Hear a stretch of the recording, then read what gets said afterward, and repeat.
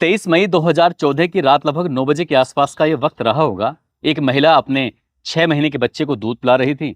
उसकी 1.5 साल की बेटी जो पास में खेल रही थी। इसी बीच में उसके पति विवेक की एंट्री होती है। जैसे ही विवेक ने अपनी पत्नी सविता को देखा और सविता को देखने के बाद उसने कहा कि और तुम कैसी हो पिछले 5 महीने में, और तुमने कितने आशिक तैयार कर लिए। जैसे ही पत्नी ने यह बात सुनी, पत्नी को गुस्सा आने लगता है। दरअसल जनवरी 2014 को उसकी पत्नी अपने मायके चली जाती है नाराज होकर, क्योंकि इससे पहले भी वो इसी तरह की बातें कर रहा था। उसके चरित्र पर कई तरह के सवाल खड़े कर रहा था। कई महीने बीत जाते हैं और 15 मई 2014 को उसकी पत्नी जब वापस अपने घर आती है, बच्चे को दूध पिला रही थी, दूसरा बेटी उसकी खेल रही थी। पति ने जब ये बात कही तो इन दोनों में कहासुनी शुरू हो जाती है। कहासुनी कुछ ज्यादा हो जाती है। पत्नी भी कुछ कहती है, पति भी कुछ कहता है, और पति का गुस्सा कुछ इतना बढ़ जाता है कि जिस चारपाई पर उसकी पत्नी सविता बैठी हुई थी, उसी चारपाई के उसने उस पाए को तोड़ता है, और पाए को तोड़ने के बाद अपनी पत्नी के एक के बाद एक सर में बहुत तेजी से पूरी ताकत से वार करता है। पत्नी खूनम खान हो जाती है और वहीं जमीन पर गिर जाती है। लेकिन उसके पति विवेक का गुस्सा यहां भी शांत नहीं होता है। उसने एक के बाद एक 4-5 लातें उसके सीने में जोर से मारी। उसके बाद मामला बिल्कुल पूरी तरह से शांत हो जाता है। कहीं से कोई आवाज नहीं आ रही थी, बिल्कुल पूरी तरह से सन्नाटा सा पसर जाता है।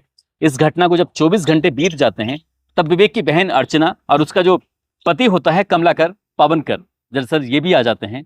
जब ये आते हैं तो उसके बाद उसका जीजा होता है सविता के मायके में फोन करके कहता है कि तुम्हारी बेटी अचानक से लापता हो गई है, बच्चों को इस बार यहीं छोड़ के चली गई है, आखिरकार उसका कहीं पता करके देखो। हमने तो उसको सब जगह ढूंढ लिया लेकिन वो मिल नहीं रही है। जैसे ये खबर पहुंचती है तो सविता की जो माँ होती है गीताबाई, वो नजदीकी पुलिस स्टेशन जाती है और जाकर अपनी बेटी की गुमशुदगी दर्ज करा देती है। अब ऐसी स्थिति में विवेक की जो बहन अर्चना आई हुई थी, विवेक की बहन ने सोचा कि इन बच्चों का क्या होगा। 6 महीने का ये लड़का है और 1.5 साल की ये लड़की है। आखिरकार उन दोनों बच्चों को अर्चना अपने साथ लेकर चली जाती है। लेकिन कहानी अभी यहाँ खत्म नहीं होती है, बल्कि कहानी यहीं से शुरू होती है, और आगे चल के इस कहानी में 5 और कत्ल होते हैं, वो भी बहुत भयानक रूप में। आदाब, नमस्कार, सत श्री अकाल। मैं उस्मान सैफी। आज की जो सच्ची घटना मैं आपको सुनाने जा रहा हूँ, ये सच्ची घटना है महाराष्ट्र प्रदेश का एक जिला है नागपुर। नागपुर की ही एक तहसील है मोदा, और मोदा तहसील का एक गांव लगता है नवर गांव। दरअसल नवर गांव की बात कर रहा हूं। 30 मई 2014 की सुबह लगभग 5 बजे के आसपास का वक्त रहा होगा। धनराज शिवखड़े अपने खेत पर शौच करने के लिए गया हुआ था, और जैसे ही वो जाता है तो उसके हाथ में एक टॉर्च होती है। उसने जो टॉर्च जलाई हुई थी तो उसी के खेत में जो पुआल था, धान की फसल से जो तैयार होता है पुआल, उसको उसने देखा तो उसे आग लगी हुई थी, पूरी तरह से जल चुका था। आखिरकार उसने जो उस पर टॉर्च जलाकर देखता है तो एक चमकती हुई चीज थी। उसके पास जाता है तो एक ऐसा लग रहा था जैसे कोई सोना या कोई चांदी चमक रहा है। उसने और ज्यादा करीब से जाकर देखा तो एक हाथ में चांदी का कड़ा था। उस पर जैसे ही टॉर्च की लाइट लगती है, टॉर्च की लाइट लगने के बाद वो अचानक से चमक जाता है। उसकी चीखें इसलिए निकल जाती हैं क्योंकि पास में ही एक मानव का सर था और वो पूरी तरह से जला हुआ था, हाथ भी जला हुआ था। अब उसने जोर जोर से चीखना चिल्लाना शुरू कर दिया। इतनी जोर से चीखा कि उसकी चीखों की आवाज गांव तक पहुंच जाती है। गांव के लोग मौके पर आते हैं, और जैसे लोग मौके पर आते हैं उसके बाद पुलिस को सूचना दी जाती है। पुलिस भी यहाँ मौके पर आती है। मौके पर आने के बाद आखिरकार जब उस जली हुई जो राख थी पुआल से, उस राख को छाना जाता है, देखा जाता है, तो उसके अंदर मंगलसूत्र निकलता है, कान की बाली निकलती है, पैरों की अंगूठियां निकलती है, और चांदी का कड़ा निकलता है। आखिरकार ये किसके हैं ये पहचानना बहुत जरूरी था। ये लाश किसकी है जो बहुत मात्रा में जल चुकी थी, ये लाश किसकी है।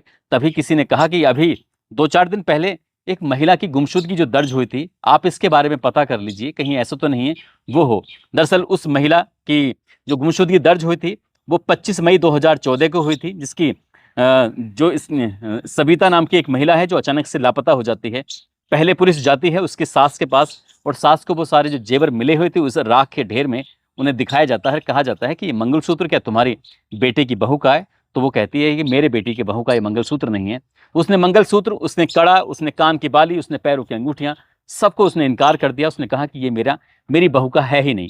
तब उसके बाद पुलिस पहुंच जाती है सविता की माँ गीताबाई के पास, और गीताबाई से जाकर कहती है कि तुम्हारी बेटी के कुछ इस तरह की ज्वेलरी तो नहीं है, आप देखकर पहचान सकती हो। उसकी माँ जोर जोर से दहाड़े मारने लगती है, रोने लगती है, कहती है कि साहब ये तो मेरी बेटी के ही ज्वेलरी है, आपको कहाँ मिली? तब वो पता चलता है कि गांव के ही पास में एक पुआल में जली हुई जो राख थी, उस राख के बीच में से ये सब पाया जाता है। पुलिस ने उस लाश के जो अंश थे, जो अवशेष थे, उन्हें कब्जे में लेती है, और जो बच्चे थे उन बच्चों के डीएनए लिए जाते हैं, साथ ही उस लाश के डीएनए लिए जाते हैं और चेक किया जाता है, तो पता चलता है कि ये सविता की ही लाश थी। अब इसके बाद पुलिस ने इस मामले में जो सविता का भाई होता है संतोष, उसकी तहरीर के आधार पर आईपीसी की धारा 302, 201, 303, 498 ए के तहत एफआईआर दर्ज कर ली और इस मामले में जांच पड़ताल करना शुरू कर दिया। जांच पड़ताल करने के बाद आखिरकार पुलिस ने डीएनए रिपोर्ट, फोरेंसिक रिपोर्ट और जांच के कई अन्य जो मामले थे उनके हिसाब से अब उस लड़के को भी तलाश करना शुरू कर दिया जो उसका पति विवेक लगातार गायब था। आखिरकार 11 जून 2014 को विवेक पुलिस के हत्थे चढ़ जाता है। वो इधर उधर छुपा हुआ था अपने रिश्तेदारों के यहाँ। जैसे पुलिस उससे पकड़ के लेके आती है तभी उससे कुछ पूछताछ करती है। पूछताछ करने के बाद पता चलता है कि वो अपनी पत्नी के चरित्र पर लगातार शक किया करता था और इसी बात को देखते हुए पत्नी उसकी नाराज होकर चली जाती है। इसी के बाद वो वापस जब लौट के आती है तो इसी बात पर उनकी कहासुनी भी शुरू हो जाती है। कहासुनी कुछ ज़्यादा हो जाती है और ज़्यादा में ही ये पता चलता है कि उसने अपनी पत्नी को खाट के एक पाया निकाला। उसके बाद उसने अपनी पत्नी को मारा और वहाँ से दूर ले जाकर जंगल में जो खेत थे, खेत में ही एक पुआल के जो ढेर लगा हुआ था उसी पर उस लाश को रख देता है और उसमें आग लगा देता है। पुलिस ने पूरे घटनाक्रम का खुलासा कर दिया था और खुलासा करने के बाद आखिरकार इस व्यक्ति को गिरफ्तार किया और गिरफ्तार करने के बाद इसको जेल भेज दिया जाता है। जैसे ये जेल जाता है तो 1 साल 21 दिन लगातार ये केस चलता है। इसमें तारीखें पड़ती हैं। 30 नवंबर 2015 को कोर्ट की तरफ से फैसला आता है और फैसले में बताया जाता है कि विवेक को आजीवन कारावास की सजा सुनाई जाती है। जैसे आजीवन कारावास की सजा सुनाई जाती है तो उसके पैरों तले जमीन खिसक जाती है। उसकी जो जिंदगी थी, उसकी जो दुनिया थी वो पूरी तरह से रुक चुकी थी, थम चुकी थी। एक दिन की बात है, नागपुर की सेंट्रल जेल में उसका जीजा उससे मिलने के लिए आता है, कमलाकर पबनाकर। कमलाकर पबनकर जैसे उसके पास आता है तो जीजा को देखने के बाद वो जोर जोर से रोने लगता है, बिलखने लगता है। कहता है, जीजा बहुत बड़ी गलती हो गई है, आप मेरी मदद कर दीजिए। मैं आपसे मदद की लगातार गुहार लगा रहा हूँ। मुझे इस जेल में नहीं रहना है, मुझे इस जेल से बाहर निकाल लीजिए। जैसे उसकी जीजा ने ये बात सुनी, उसने कहा ठीक है देखते हैं। मामला हाईकोर्ट पहुंच जाता है। हाईकोर्ट में इस मामले की जब सुनवाई हो रही थी तो जीजा ने बहुत अच्छे से पैरवी की और बहुत अच्छे से वकील किया, जो महंगा वकील था। अब इस मामले में जब मजबूती से इस केस को लड़ा जाता है तो केस वो ज़्यादा दिन टिक नहीं पाता और आखिरकार 17 अप्रैल 2017 को अदालत ने निचली अदालत के फैसले को रद्द कर दिया और उसको बाइज्जत बरी कर दिया। कहा कि अब विवेक को बरी किया जाता है। विवेक बरी हो जाता है क्योंकि जो ग्राउंड बना था, जो पुलिस की रिपोर्ट थी, जो गवाह थे वो पलट जाते हैं और पलटने की वजह से ही सब कुछ उसका केस बेकार हो जाता है, जबकि उसने अपनी पत्नी को बहुत बुरी तरह से मौत दी थी। आखिरकार वो जेल से बाहर निकलता है और जेल से बाहर निकलने के बाद अब ऐसे ही लगभग 1 साल के आसपास इधर उधर घूमता रहता है और इधर उधर घूमने के बाद ठीक 1 साल के बाद ये बात है, 10 जून 2018 की रात की बात है। नागपुर दिघोरी का एक जगह लगती है, उसी का एक कॉलोनी है, आराधना कॉलोनी। आराधना कॉलोनी में वो अपनी बहन के घर जाता है, अपनी जीजा के घर जाता है। उस दिन बारिश हो रही थी। उसने लगातार कई बार आहट किया, खटका किया, लेकिन बैल बज नहीं रही थी, दरवाज़ा खुल नहीं रहा था। लगातार बारिश हो रही थी। उसकी बाइक साथ में ही लेके आया था, लेकिन जब नहीं खुल रहा है तभी पड़ोसी से कहता है कि आप देख लीजिए फ़ोन करके, मैं अपनी बहन को, अपने जीजा जी को कई बार आहट कर चुका हूँ, खटका कर चुका हूँ, लेकिन दरवाज़ा नहीं खुल रहा है। जब उसके पड़ोसी ने फ़ोन किया तब जाके जीजी और उसके जीजा दौड़ते हुए बाहर आते हैं। कहते हैं कि बच्चे बहुत तेज़ आवाज़ में टीवी देख रहे थे इसलिए पता नहीं चल पाया, और वैसे भी जो बैल थी वो ख़राब हुई पड़ी थी, इसलिए कोई बात नहीं है। वो अपने उस भाई को, विवेक को, घर के अंदर लेके जाते हैं, उसकी जीजी और उसके जीजा। ले जाने के बाद जब जाकर देखता है तो घर में अब यहाँ पर इस वक्त मौके पर 6 सदस्य होते हैं। 6 सदस्यों में जो उसका जीजा होता है और जिसका नाम होता है कमलाकर पबनकर, बहन उसकी अर्चना होती है जिसकी उम्र 45 साल और बहनों की उम्र होती है 52 साल। एक भांजी जिसका नाम वेदांती, जिसकी उम्र लगभग 14 साल के आसपास होती है। एक बहन की सास जिसकी मीराबाई, जिसकी उम्र लगभग 72 साल के आसपास होती है। उसका खुद का एक बेटा है कृष्णा उर्फ गनु, जिसकी 5 साल के आसपास उम्र होती है। एक उसकी बेटी होती है मित्यानी, जिसकी उम्र लगभग 11 साल के आसपास होती है। जब उसकी पत्नी का मर्डर हो जाता है तो उसकी पत्नी के जो 2 बच्चे होते हैं, दोनों बच्चों को अर्चना ही अपने साथ लेके आ गई थी। अब इसके बाद यह घर के अंदर जाते हैं, रात का खाना बनता है और खाना बनने के बाद आराम से फिर ये सोने के लिए चले जाते हैं। अब रात में लगभग 1 बजे के आसपास विवेक की आंखें खुल जाती हैं। विवेक चुपके से उठ के जाता है, दरवाज़ा खोलता है। बाहर जहां उसकी मोटरसाइकिल खड़ी हुई थी वहीं मोटरसाइकिल में एक लोहे की रोड भी रखी हुई थी। उस लोहे की रोड को लेके आता है और लोहे की रोड को लेके आने के बाद सबसे पहले अपने सोए हुए जीजा के पास जाता है, जो कि आंगन में सो रहा था और बेफिक्र होकर सो रहा था। उसने अपनी जीजा पर एक के बाद एक 3-4 वार बहुत तेजी के साथ किए और जैसे इसको लगा तो उसके बाद उसको चीखने का, उसको चिल्लाने का, उसको कोई भी अपील करने का मौका ही नहीं मिल पाया और उसके जो जीजा होता है कमलाकर, उसके मौके पर ही मौत हो जाती है। लेकिन जब उसको रोड लग रही थी तो उसकी खून के छींटे उसकी बहन की जब चेहरे पर जाकर गिरते हैं तो उसकी बहन की जैसे ही चीख निकलती है तो वो अपनी बहन अर्चना के ऊपर एक के बाद एक कई वार कर देता है। और जैसे ही बहन चीखने की कोशिश कर रही थी लेकिन उसको भी शायद इतनी अवसर नहीं मिल पाता और उसकी बहन की भी मौके पर ही मौत हो जाती है। 14 साल की जो उसकी भांजी होती है वेदांती, उसकी आंख खुल जाती है जैसे वो आकर देखती है कि मामा तुम ये सब क्या कर रहे हो, तुमने माँ को क्यों मारा, तुमने पिता को क्यों मारा। वो अपनी बात कह के ही हटी थी कि इस विवेक ने अपनी भांजी को, जो 14 साल की लड़की थी, उसको उठाया, पूरी ताकत से पकड़ा और अपनी बहन के ऊपर पटक के उसको मारता है। उसके बाद लोहे की रोड से उस पर भी वार कर देता है। वो लड़की इतना डर जाती है, सहम जाती है कि समझ नहीं पा रही थी कि आखिरकार करूं तो क्या करूं। उसको भी लगभग 4 या 5 या से ज़्यादा लोहे की रोड से वार की जाते हैं और भांजी भी यहाँ पर मर जाती है। जो बूढ़ी सास थी उसकी, अर्चना की, मीराबाई, जिसकी उम्र लगभग 72 साल के आसपास होती है, उसकी आंख खुल जाती है। वो भी मौके पर आती है, आकर देखती है कि विवेक किस तरह से उसके बेटे को, उसके बेटे की बहू को, उसकी पोती को मार रहा है। तब उसने जो भागने की कोशिश की, उसने चिल्लाने की कोशिश की, तो विवेक ने जाकर उसकी सास को भी बहुत बुरी तरह से दर्दनाक मौत दे दी। इसके बाद वो कमरे के अंदर जाता है। कमरे में 3 बच्चे बड़े आराम से इत्मीनान से सो रहे थे।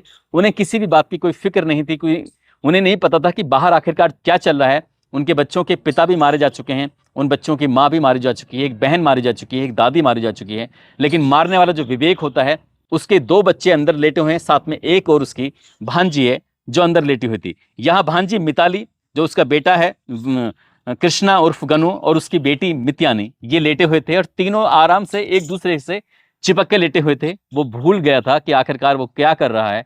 और जैसे ही उसने पहली रोड पूरी ताकत के साथ मारी है तो वो रोड किसी और को नहीं, उसी के खुद के बेटे को लग जाती है।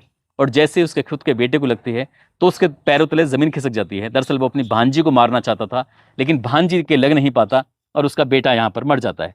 अब बच्चे जो थे वो जाग जाते हैं, उसकी भांजी भी और उसकी बेटी भी। वो जब जोर जोर से रोने लगते हैं, चीखने लगते हैं, तो उनकी चीखों की आवाज़ इससे पहले बाहर तक पहुंचती, वो मौका पाता है और वहां से भाग जाता है। यहाँ पर वो अपनी जो लोहे की रोड लेकर आया था उसको उसने एक साइड में छुपा दिया था। मोटरसाइकिल निकालने का उसको अवसर नहीं मिल पाया क्योंकि मुख्य द्वार था वो बंद था, और वो दीवार कूद के वहां से भाग तो जाता है। लेकिन जब ये शोर सुना जाता है तो शोर सुनने के बाद आसपास के लोग जाग जाते हैं। उसके बाद नज़दीकी पुलिस स्टेशन को ये खबर दी जाती है, और जब नज़दीकी पुलिस स्टेशन खबर सूचना मिलने पर पुलिस मौके पर पहुंचती है तो उसके बाद मित्यानी और उसकी जो बेटी थी कात्यानी, दोनों वो को बताती हैं कि किस तरह से विवेक घर में आया था। शाम को उसने खाना खाया, खाना खाने के बाद आराम से सब सोने चले जाते हैं, हम लोग सब खेलते हैं, बातचीत करते हैं, लेकिन हत्या क्यों की है, क्यों नहीं की है, आखिरकार ये समझ में नहीं आता।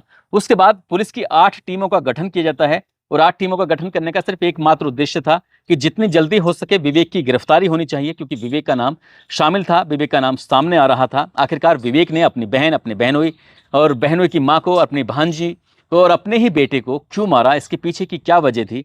पुलिस इन सवालों के जवाब जानना चाहती थी, मीडिया भी इन सवालों के जवाब जानना चाहती थी। लगातार मीडिया इस मामले की कवरेज कर रही थी और ये मामला पूरे महाराष्ट्र भर में बहुत ज़्यादा हाईलाइट हो रहा था, चर्चित हो रहा था। और चर्चित वो इसलिए भी हो रहा था कि इसी व्यक्ति ने, विवेक ने, अपनी पत्नी का भी साल 2014 में कत्ल कर दिया था। और कत्ल करने के बाद आखिरकार कितना तिगड़मबाजी इसने लगाई, और तिगड़मबाजी लगाने के बाद ही जेल से बाहर छूट जाता है। लेकिन ये भागा हुआ था। 10 तारीख की रात को ये कत्ल होता है, और 10 तारीख की रात कत्ल होने के बाद जब लगातार हाथ नहीं आ रहा था, फ़ोन नंबर स्विच ऑफ था, आखिरकार 19 जून 2018 को लुधियाना के शांतिनगर गली नंबर 2 गंसपुरा एक जगह लगती है, वहाँ से इसके एक मैसेज आता है, एक संदेश आता है। और जैसे संदेश आता है तो पुलिस एकदम एक्टिव हो जाती है। आखिरकार टीम वहां पर भेजी जाती है, और भेजने के बाद पता चलता है कि एक दुकानदार के पास वो मोबाइल होता है, जो मोबाइल विवेक का होता है। पुलिस ने उस दुकानदार को पकड़ा, और दुकानदार को पकड़ने के बाद उससे कहा कि ये मोबाइल तुम्हारे पास कहाँ से आया। उसने कहा, साहब मैंने ही 700 रुपये का मोबाइल खरीदा है, ये मोबाइल मेरा नहीं है बल्कि एक व्यक्ति का जो यहीं पास में रहता है। इसके बाद पुलिस ने उसकी बात को गंभीरता से लिया और उस घर की चारों तरफ से घेराबंदी कर दी जहां पर वो मोबाइल का मालिक छिपा हुआ था।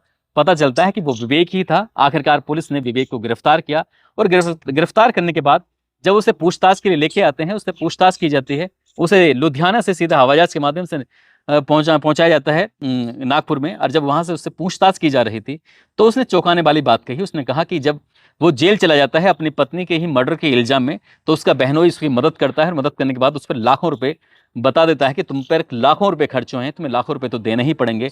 लेकिन उसके पैसे देने की उतनी उसकी हैसियत नहीं थी। वो इन पैसे का इंतजाम करता तो कहाँ से करता। तभी उससे कहा जाता है कि तुम्हारे नाम जो ज़मीन है उस जमीन को बेच डालो और जमीन को बेचने के बाद उसका जो कर्जा है उसका पूरा करो। तुम्हारे जो दोनों बच्चे उसके घर पे रह रहे हैं, कम से कम उसके 5,000 रुपये महीने का खर्चा तुम्हें भेजना चाहिए, लेकिन वो खर्चा देने में असमर्थ हो जाता है। एक दिन वो अपने बच्चों को लेने के लिए अपनी बहन के पास, अर्चना के पास जाता है, तो बहन कह देती है कि तुम्हारे घर में कोई महिला नहीं है, इन बच्चों की परवरिश किसी महिला के बिना हो नहीं पाएगी, इसलिए तुम इन बच्चों को यहीं छोड़ दो, मैं ही इनको अच्छे से परवरिश करूंगी। और वो वाकई अर्चना उन बच्चों की अच्छे से परवरिश कर रही थी। ये बात कितनी सच है कितनी झूठ है ये तो खैर मरने वाला ही बता सकता था, लेकिन मरने वाले कभी वापस लौट कर नहीं आते हैं। कि क्या वाकई बात पैसों के लेकर लड़ाई थी या क्या बात जमीन को लेकर लड़ाई थी, क्योंकि जिससे लड़ाई थी वो मारा जा चुका था और पुलिस की पूछताछ में कुछ ऐसी ही बात सामने आती है। आखिरकार पुलिस ने 18 सितंबर 2018 को इस मामले में चार्जशीट दाखिल की और नागपुर के सेशन कोर्ट ने 4 साल 6 महीने और 28 दिन के बाद इस मामले में अपना फैसला दिया। 18 दिसंबर 2023 को इस विवेक को मृत्युदंड की सजा सुनाई जाती है और कहा जाता है कि इस व्यक्ति को तब तक फांसी के फंदे पर लटका के रखा जाए जब तक इसके प्राण ना निकल जाएं। आखिरकार उस व्यक्ति की जीने की बहुत सारी इच्छा थी। मामला फिर वो हाई कोर्ट में अपील करता है और जिस मामले की हाई कोर्ट में अपील होती है तो 27 मार्च 2024 को हाई कोर्ट ने निचली अदालत के इस फैसले को बरकरार रखा। उसके बारे में कहा गया कि अगर इस व्यक्ति को खुले समाज में छोड़ दिया जाए तो ये फिर से हत्याएं करेगा, जैसे इसने अपनी पत्नी की हत्या की थी, जैसे इसने अपनी बहन की, अपनी बहनों की, अपनी भांजी की, अपनी बेटी की और अपनी बहन की सास की हत्या की थी। इसी तरह से बाहर हत्या करेगा, इसलिए इसको बाहर निकलने का कोई अधिकार नहीं है। फिलहाल मामला सुप्रीम कोर्ट में विचाराधीन चल रहा है। क्या ये निकल पाएगा, ये नहीं निकल पाएगा, ये तो खैर भविष्य के गर्भ में छिपा है, क्योंकि कानून में बहुत सारी तिकड़मबाजी होती है। जैसे अपनी पत्नी को मारने के बाद ये जेल से बाहर निकल गया था, हो सकता है कि आगे भी कुछ भी हो सकता है, कुछ कह नहीं सकते।